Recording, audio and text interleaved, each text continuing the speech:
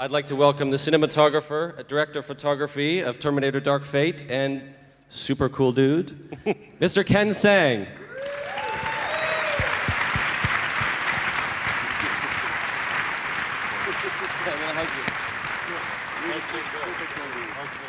This movie takes place after Terminator 2. So to us, it was important to get back to the gritty, sort of realistic quality, you felt like these were real humans that this horrible things were happening to. And something that was really important for us was in the Act 1 of the film, which you guys will see, we wanted it to feel like an independent movie almost in the beginning, and we wanted it to have this grounded, real quality where you felt like these were real people, because you have so little time to establish empathy for people. So that was a huge thing for us. And then as the movie sort of progresses and you get into some of these action set pieces, things get more cinematic and they get bigger and the camera movements become more robotic. And from a lensing side, we wanted to shoot anamorphic for this sort of human part of the story. But then for the flash forwards into the future, we wanted to shoot spherical. And large format, to me, was always going to be what this movie was going to be shot on. And so it was just about, the LF had just come out. I think, I don't know, maybe we were brand the new, first literally, movie that shot on it. First cameras we had in London. Yeah. So it was cool. I got to go to ARRI London and work with these guys, and we actually were able to sort of make lenses, which are part of the DNA series. So this is I love this. This is a part of my job at ARRI Rental that's just amazing. Ken came in, we pulled open the cupboard, we pulled out some old lenses, we pulled out some prototypes that we were working on, and we went into a test room, and basically this is what I call the whiteboard brain dump. Ken and I got a marker out, and he was like, okay, 3 or 4 lenses in, he's like, I got to start writing this stuff down. I got to get a handle on this. My favorite is the bottom left, Fat Cat, which is secret IP, I think.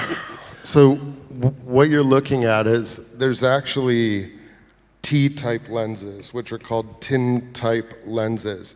And they don't have an iris that you sort of wind.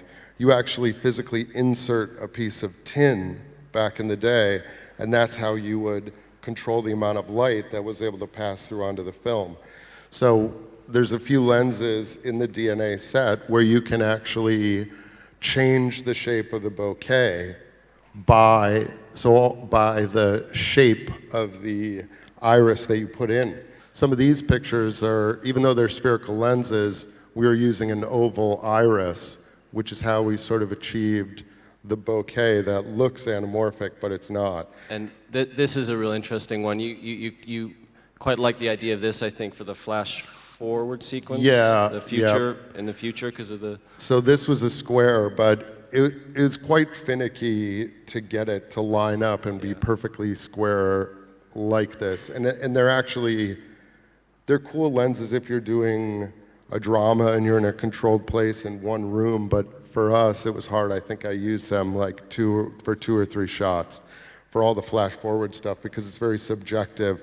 And then we also worked on building a 35 millimeter custom lens. So Bradford Young actually helped build some of these lenses for Solo, I believe. Yeah. And then I think Greg Fraser on Mary Magdalene used a set of these lenses, and then Bob Richardson. So there were some lenses like sort of left over from their experiments. So we were able to go in, and these guys are just like, well, what kind of lens do you want? We can make whatever you want, and so it was like just an incredible experience that I wasn't kind of expecting when I walked in there, And I apologize for the face. So I was able to use most of what was there and just sort of handpick from lenses, but then I said, well, there really needs to be a 35 millimeter lens that has a beautiful sort of edge fall off to it. Everything was very clean and rectilinear, which is normally very good, but I sort of wanted something that was a POV lens that I could use for grace when she's sort of flashing forward into all these sequences. And these guys made this lens, which is beautiful. Brian Bartolini. And Adam Coles.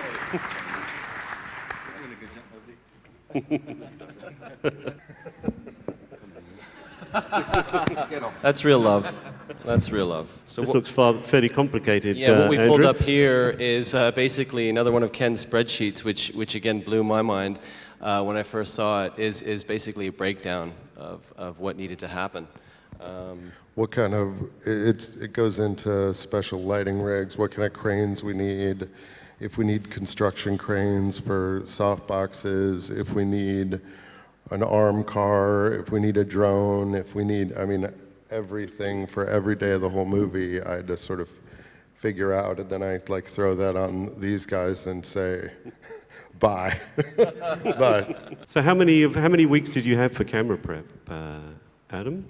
In total? About 4 weeks in total, I think. And that's including in Budapest and then in Spain. Yeah. But you'd get pulled in lots of different directions during prep anyway, I'd imagine, with artist tests and makeup tests and all Lens that. tests. And, Yeah. yeah, a lot of different tests, yeah. You know, are moving up and shooting a bigger movie is just to ask for a lot of tests and just try to work out as many things as you can and ask as many questions, because you might want to put lights in a certain place in the ceiling, but then stunts will come in and say, you can't have any lights in this whole area. And you have to make adjustments, or you know, some special effects rigs are going to do things that maybe you're not ready for, and there's just, you know, a lot of like small details, and you know. But what was interesting is, Brian, you were saying with the space lights there. Those are sky panels. Sky panels. Yeah, and they make space light. I thought they were space attachments. lights earlier, Yeah. and you corrected me earlier, and that's... Well, they make yeah. space light attachments, Yeah. but those are sky panels up inside. And But you had to rig for stunts in between for the... stunts, we left room for them to rig their stunts, and that's why we went that route. Usually we would have, you know, I would cover the whole stage with one big rag, one big soft rag, but we did space lights here for stunts, and we really liked it at the end, right? I mean, because I could, at that point, I could pick each light individually and turn it off, where if it was a whole rag, then you still have some light coming out leaking from something else. Yeah. It worked out great, actually. Yeah, and actually, I mean, all of this seems ridiculously expensive, right? But actually, to rig a stage in this way with those space lights is actually the cheapest way to rig a big stage. And I think we were so happy in the end, actually, that it actually like had such cool quality, and we could sort of have half the lights be sodium vapor, and then we could start fading those out and then fade into the green, and whichever way we were looking, we could just sort of reorient all the lights in the ceiling to sort of keep the key where we needed it to be in every shot. And, you know, like the riggers could hang lights in a set like that in 2 days. Well, in the old days, those would be 6K. Old days, it's been 5 years ago. Those would be 6Ks, and there would be tons of 4-aught and tons of cable and a month-long rig. And it would be hot as hell in there. Yeah. And so that saves on cable, it saves on manpower, it saves money. So just before we wrap up, I think I want to just say on behalf of Andrew and all of ARRI Rental, Yes. we were just so proud to be part of your collaboration, part of your team in putting this together, and supplying the cameras and the lighting and the grip equipment. We were very proud of this project. Some super cool dudes. Absolutely. Round of applause, Thank please. you.